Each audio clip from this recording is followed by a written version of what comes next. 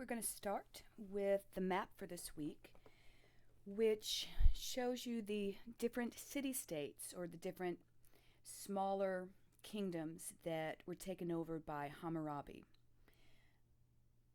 We have the kingdom of Larsa, the kingdom of Babylon, and the kingdom of Assyria specifically taken over by Hammurabi.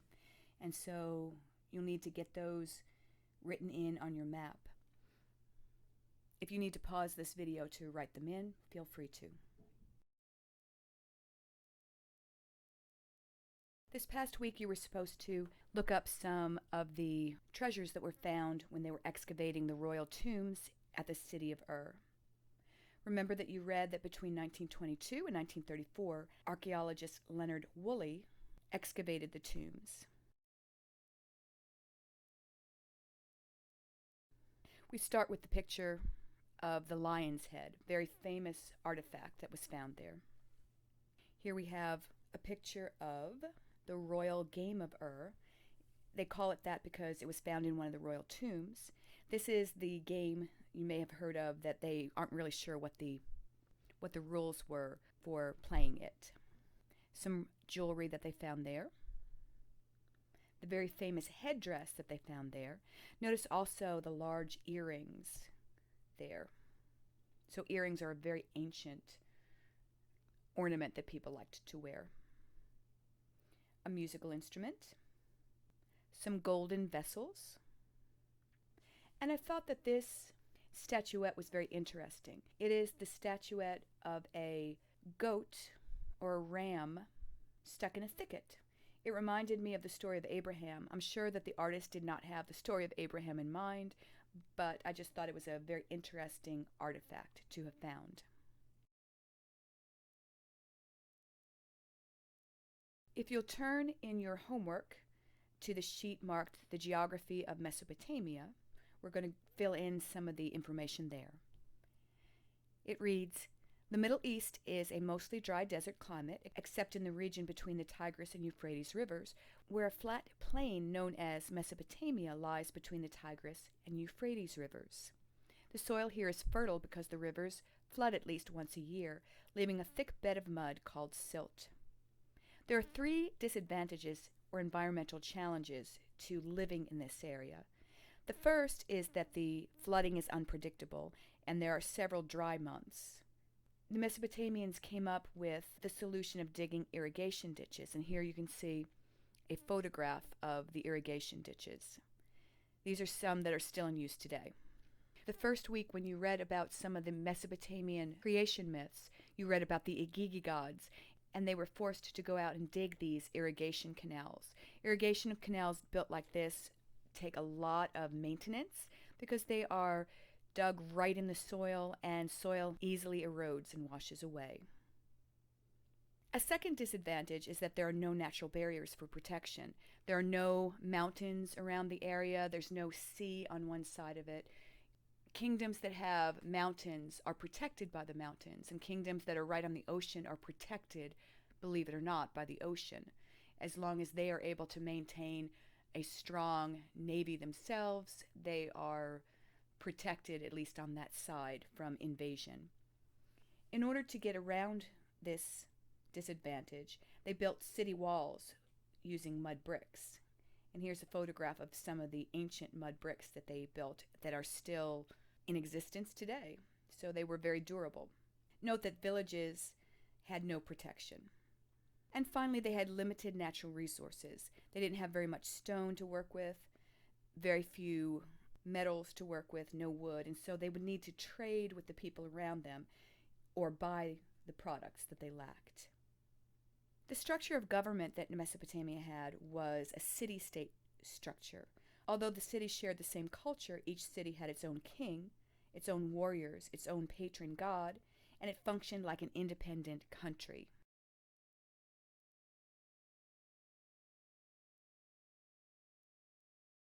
The city-state included the city and the surrounding farmland. Examples include the Sumerian cities of Ur, Uruk, Kish, and Lagash. And here is a photograph of a rebuilt city of Uruk. They did archaeological digs in the country of Iraq for years, And at one point, the president of Iraq at the time, Saddam Hussein, decided that he was so proud of the ancient city that he wanted to pay to have the city rebuilt. And so the archaeologists were able to figure out where the streets were, where building structures were, where a ziggurat was. And so they poured a tremendous amount of money into doing a modern rebuilding of the city of Uruk. And you can see there that there's even a bunch of tourists there in one of the courtyards. At the center of each city was the walled temple with a ziggurat, which was a massive tiered pyramid-shaped structure. And you can see the ziggurats right there. At the top of the ziggurat is the actual temple where they would have had the statue of the god. They would have brought food offerings to it daily, drink offerings to it daily. And also, as you learned last week, they would have had the little votive statues with the great big eyes and the praying hands, reminding the god who had provided these offerings. Powerful priests held much political power in the beginning. Military commanders eventually became ruler kings. The ideal king served two important roles, that of the triumphant warrior. And you can see in this stela that the large figure is the king, and he is surrounded by his soldiers, who are stomping on their enemies, it looks like. And then the second important role was that of the intercessor with the gods. And here is a carving of one of the kings who wants to show that he is an intercessor. He has on his ceremonial robes, he has on his ceremonial crown, he's holding a scepter, and he is being the shepherd of his people. In fact, the idolized idea of the shepherd king who protected his people was very popular among Sumerian kings.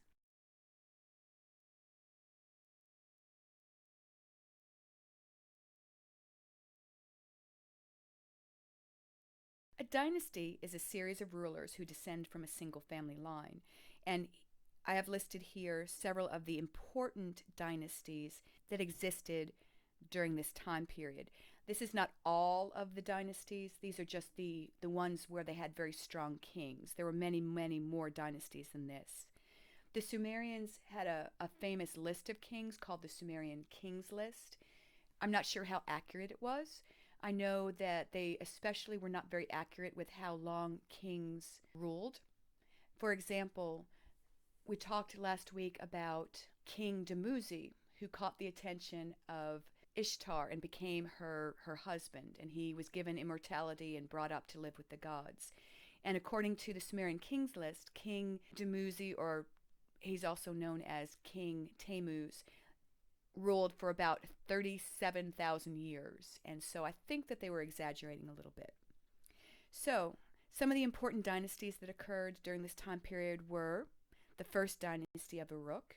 And the key leader that we want to remember from that dynasty is King Gilgamesh. And here we have a picture of Gilgamesh. From the fourth dynasty of Kish, we have Ur-Zubaba. And here's a picture of him, and he looks like he's trying to be a wonderful intercessor with the gods. From the third dynasty of Uruk, we have Lugal-Zagizi.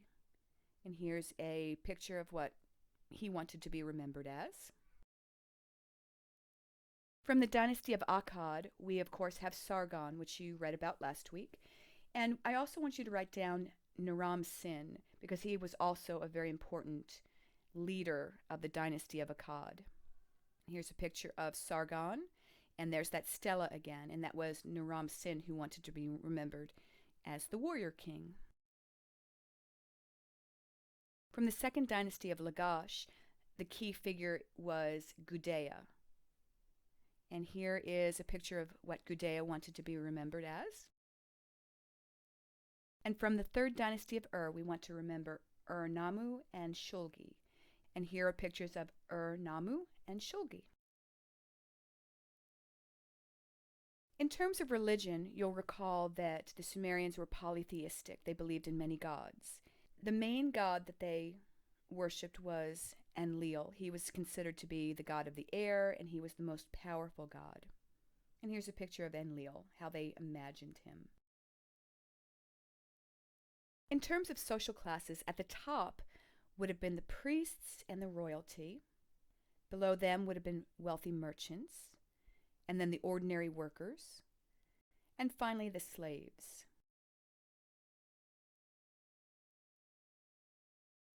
Women played an interesting role in Sumerian society. Unlike many ancient societies, women had a lot of rights in Sumerian society. They were allowed to own their own property. They were allowed to be priestesses. They were allowed to be merchants and artisans. But most of them ended up having a traditional role of raising their children. In terms of science and technology, we already know that they invented a form of writing called cuneiform. In addition, they invented the wheel, the sail, and the plow. And they were the first ones to use bronze. Now, before the use of bronze, they knew about metals like copper, and they knew about metals like tin. And both copper and tin are useful metals, but they're not very hard. If you made a knife or if you made a sword out of either copper or tin and used it, it would probably end up bending because they're very soft metals. However, at some point they realized that if you mixed copper and tin together, you could make a harder metal. This is called an alloy, and it becomes a lot harder. And so for many years, bronze weapons made you more powerful until they discovered that iron weapons were even stronger, and we've just gone on from there. So they used bronze to make weapons with, but also to make vessels with, and you'll notice also there's a picture of a piece of armor to protect your head.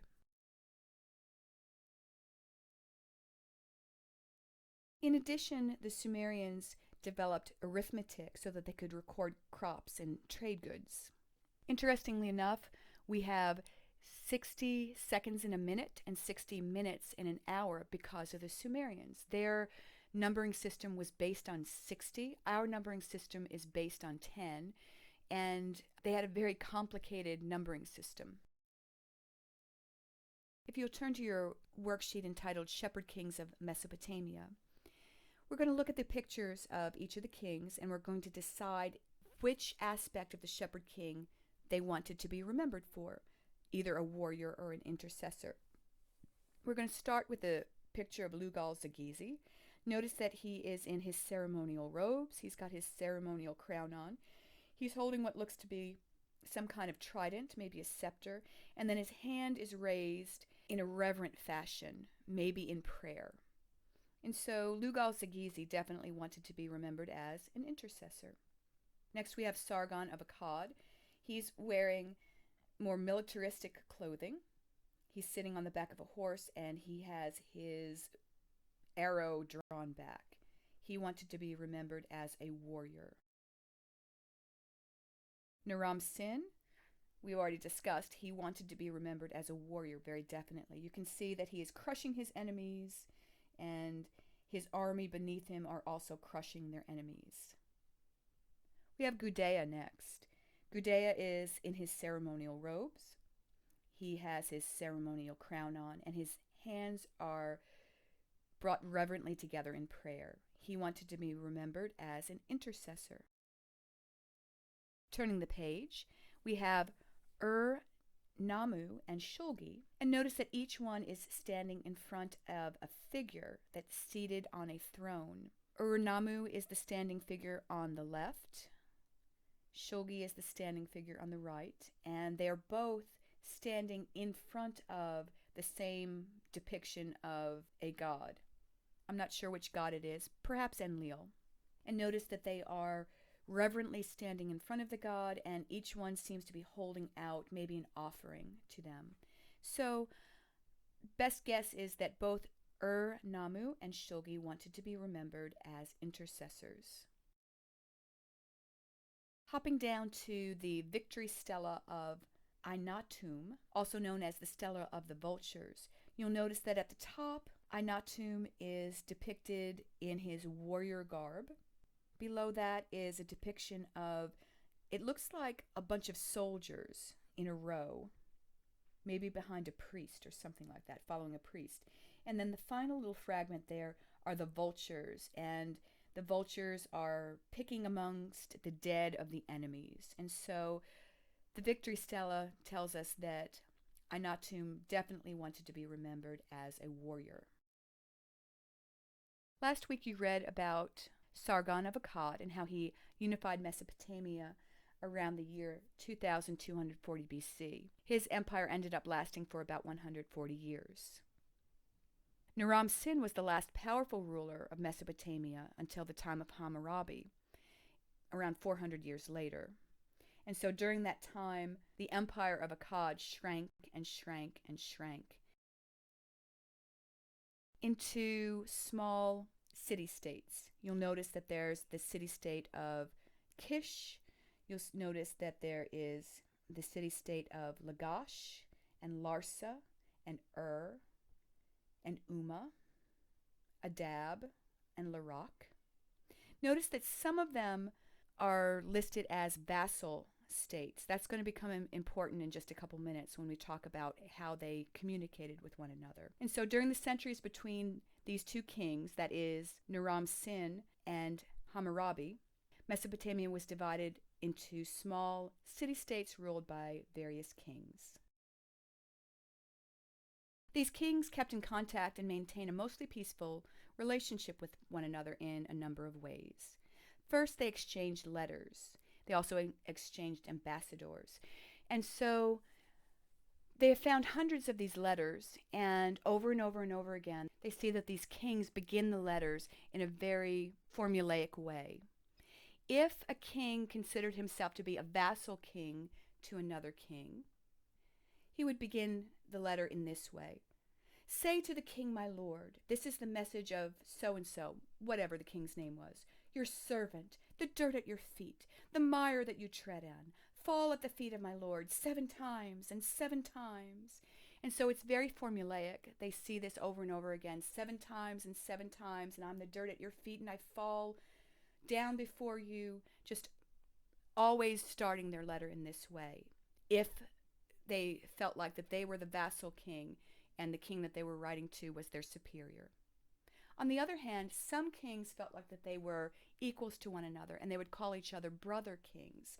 And so they also have hundreds of letters that they have gone through, and they also start out with this very formulaic way of approaching one another when they're writing letters.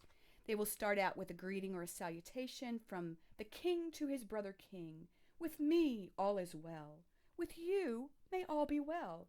With your household, your wives, your sons, your dignitaries, your horses, your chariots, your countries may all be well.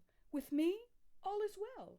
With my household, my wives, my sons, my dignitaries, my horses, my many troops, all is well. And in my country, all is very well. And so just over and over and over again, these very formulaic ways of greeting their brother kings. In addition to exchanging letters, they also would exchange gifts and luxury items, things like gold and textiles. You see here is a carving of someone actually weaving. Notice that their loom is a handheld loom, very different than the looms that we are used to today. They would exchange exotic pets, silver jewelry, things made of wood and ivory. And notice the ivory carving here. I think it's very interesting. The man is wearing a very, very elaborate skirt there, and he's got his matching robe over his shoulder. He's holding on to his goat, and his monkey is riding on his shoulder. And then they would also maintain peaceful relations through marriage alliances, where a king would have many wives, and he would be marrying the princess from this kingdom and another princess from this kingdom and another princess from this kingdom. We have a biblical example of that in King Solomon, and it says that most of his wives, he had a lot of wives, and most of them were princesses, daughters of other kings, that they were sent to make an alliance with him from all over the area. It even says that Solomon married one of Pharaoh's daughters, and that would have been extremely unusual. They have a lot of letters where these Mesopotamian kings would write to the king of Egypt asking to marry one of his daughters, and inevitably they would always be turned down. We don't give our princesses away in marriage like that. We've never done that. And so, because the Bible has been proven to be very reliable, even when archaeologists thought, oh, there's no way that that ever happened. The more archaeology they do, the more they see the Bible was right about so many things. And so my conclusion is that Solomon must have been an extremely important king if the king of Egypt actually allowed one of his daughters to marry King Solomon. Either that or he lied and sent a peasant woman to go marry King Solomon and pretend to be his daughter. I don't know. I didn't live back then. So here's a map of the reign of Hammurabi. Notice that Hammurabi was able to bring all these city-states back into central control. Here's a picture of Hammurabi. Now, Hammurabi is remembered in history primarily for his code. Hammurabi wanted to be a very good king, and he wanted his people to live in a good way. And so what he discovered when he conquered the other city-states is that there was no systematic laws. Something that was illegal in one city-state might be perfectly legal in another city-state. Something that was illegal in both of those city-states, if you did it in one of the city-states, you might face the death penalty. If you did that same crime in another city-state, you might just experience a whipping as your punishment. And so, since there was no system to it, he decided that he was going to establish a system. And so he came up with what he felt like were very just laws. And then historians believe that he set up several stelae. A stela is a large stone carving with the law on it. And he would set a stela in each of the key cities around his new empire. We're going to take a look at the Code of Hammurabi stela together. Go ahead and turn to that in your homework pages. And the first thing that it asks you to do is to describe the stela. And so the first thing I notice about it is that the stela is cylinder shaped. Also notice that there is cuneiform writing etched into the stela, and there are human figures on it. We can observe that one of the figures is seated and the other one is standing. The next question asks, what is the relative size of the two? And you'll notice that the seated figure is actually much taller than the standing figure. If he were to stand up, he would be much taller. Sitting down, they're the same height, but if he were to stand up, he would be much taller. And remember that we discussed then in ancient artwork, the important figure was always portrayed as being larger than the less important figures in the artwork. The next question asks, why make one figure significantly larger than the other? I feel like I just answered that, to show who's the most important. Number 4, describe the posture of the smaller figure. Which figure appears to be more important? The seated figure is the one that's most important. And notice that the figure that is standing seems to be holding his arms in a very reverent way, perhaps in a form of prayer. We'll look at that a little more close up. Notice that his one hand is covering his chest, and the other one seems to be lifted in a form of prayer. So go ahead and describe the smaller figure. What could be the purpose of the wavy lines coming out from the shoulders of the seated figure? We discussed several Mesopotamian gods already, and that's the symbol of one of the gods. And so it's probably water coming out of his shoulders. Turning the page, number 6 asks, the larger figure is handing something to the smaller figure. What could that mean? And so to me, what he's handing him looks like a scepter. I'm not sure exactly what that means, and so I'm going to let you answer that. It'll be your opinion. What do you think that means if he's handing him a scepter? Why might you hand somebody a scepter? Number 7 asks, what could one imagine might be happening in this scene? That's another opinion question, and I'm going to let you answer it. In the last few minutes together, let's go ahead and turn to source document number 5, the Code of Hammurabi.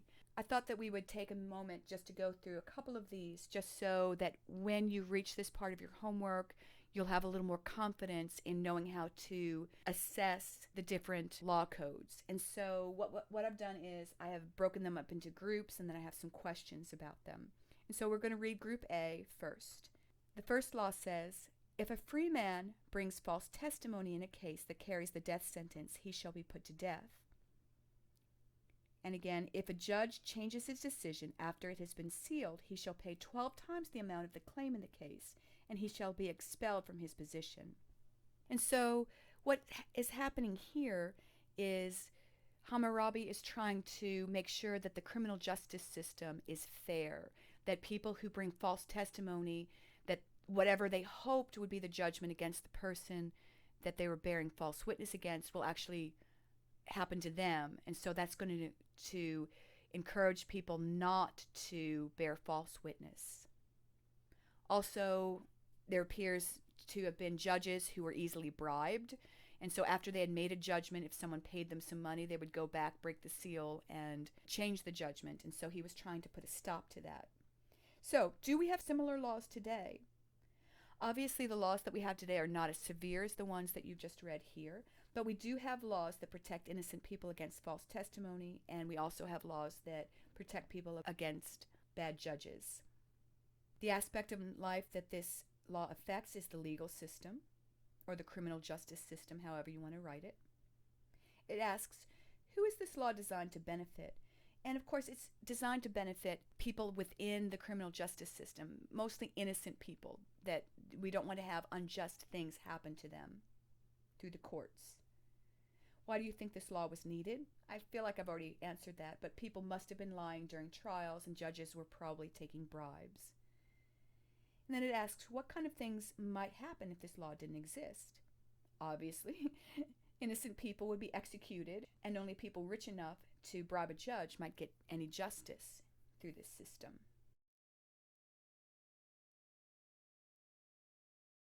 Finally, we're going to move on to group B, and then I'm going to leave the rest of the homework for you to do. The first one says, if a builder builds a house and does not make the construction firm, and the house collapses and causes the death of the owner, that builder shall be put to death.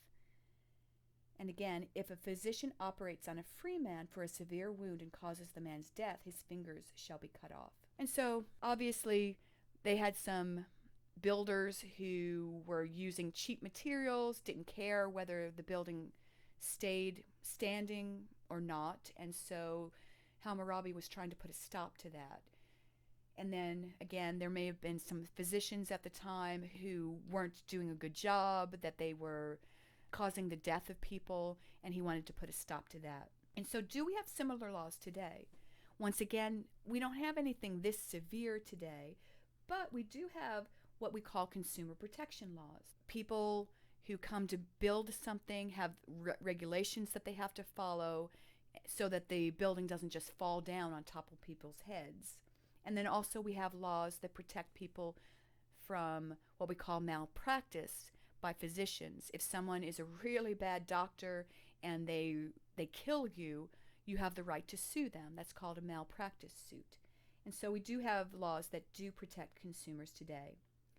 What aspect of life does this law affect? Basically the service industry. To whom is the law designed to benefit? Consumers of doctors, consumers of houses and other things that are constructed. Why do you think the law was needed?